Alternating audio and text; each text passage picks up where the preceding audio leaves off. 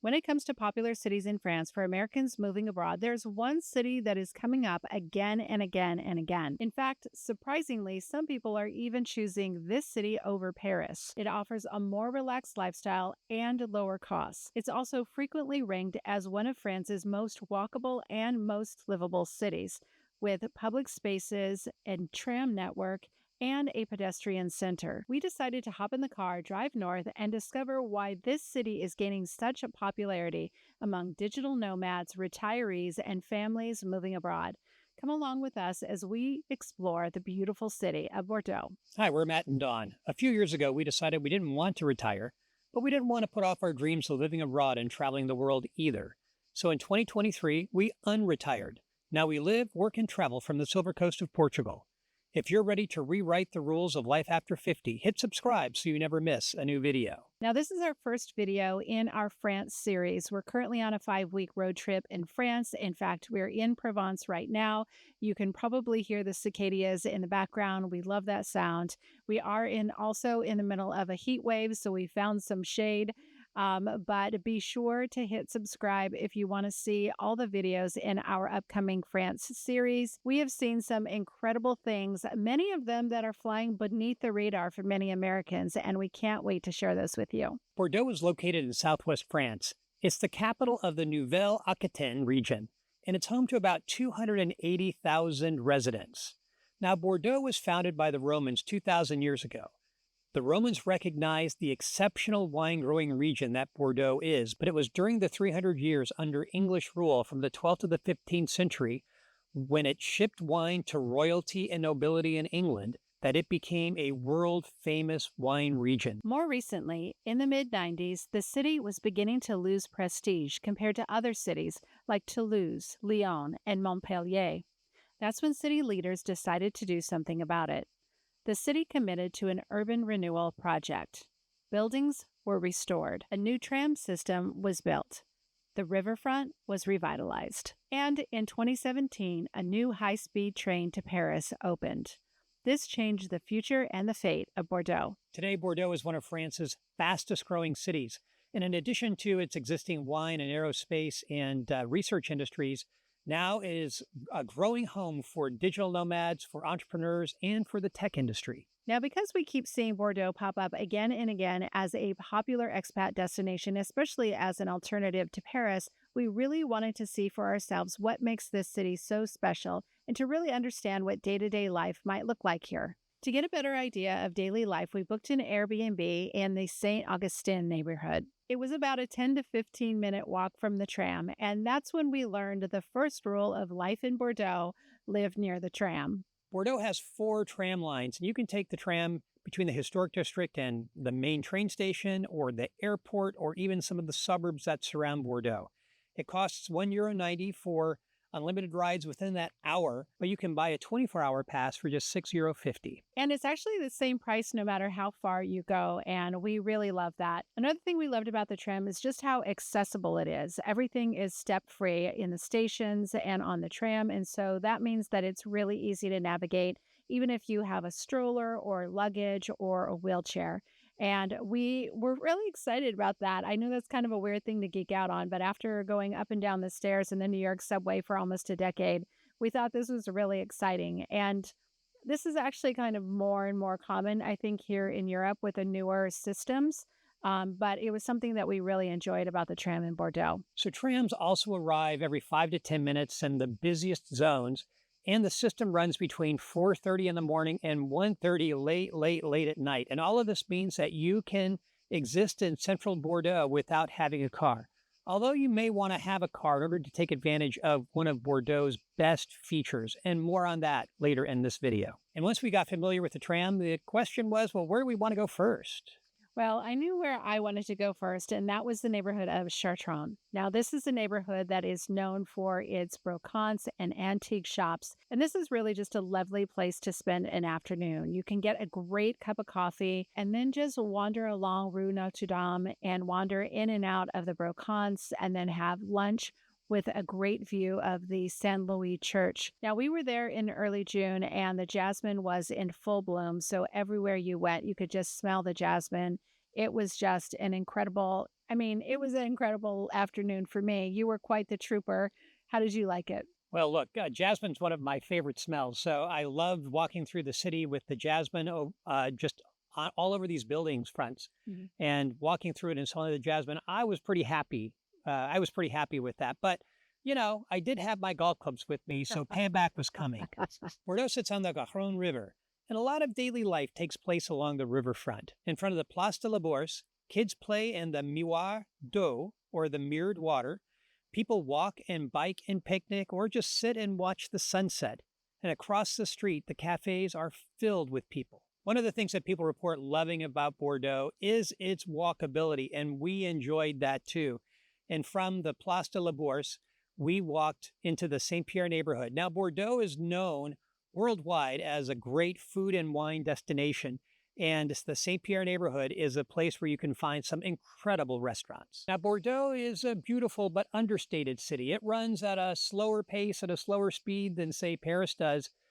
But I think that's actually part of its charm, right? We talked to a local who lives in Bordeaux who used to live in Paris, and he moved to Bordeaux because it's less stress, it's less cost, and for him, it was a perfect fit. And frankly, I could see why. Yeah, he said his quality of life was much better in Bordeaux. Now, if you have a dream of moving to Europe and enjoying Aperol spritzes in the afternoon in an outdoor cafe on a square, well, Bordeaux can definitely give you that lifestyle. Now, Matt had some afternoon meetings for work, so I decided to head out and explore the city on my own. My first stop was to head back to the Chartrons neighborhood because I just really loved it there. Afterward, I decided to stroll through Jardin Public. Opened in 1746, Jardin Public is one of France's oldest parks.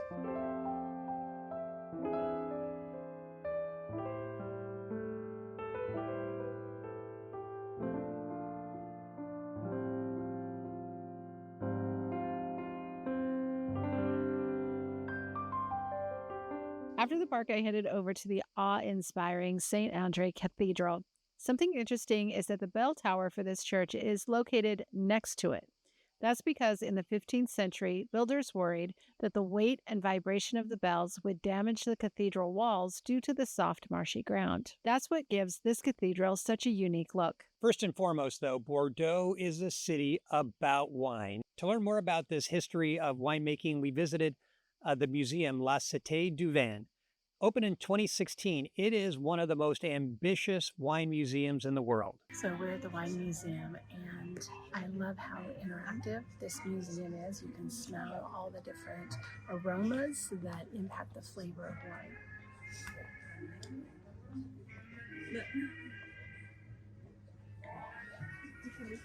Lemon.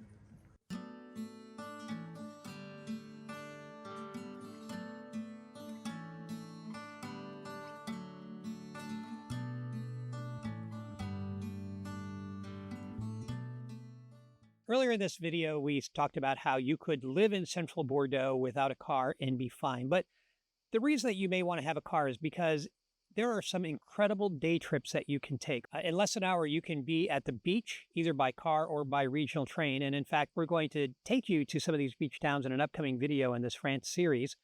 You can also take the high-speed train into Paris in about 2 hours.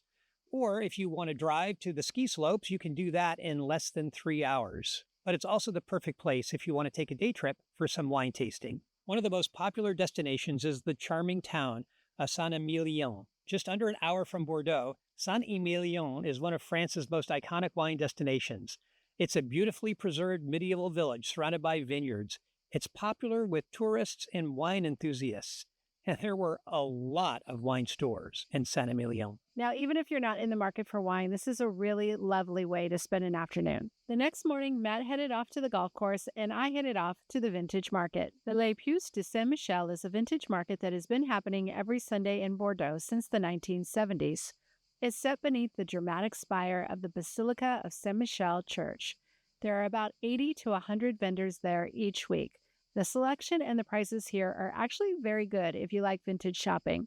I found this small pot for 15 euros. After the brocante, I wandered into the Saint-Éloi quarter neighborhood.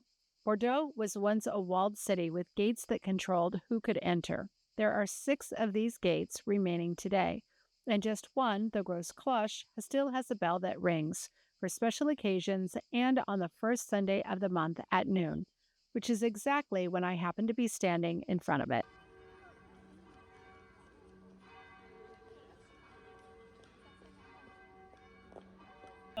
So we are in Bordeaux right now at the Place de Palais.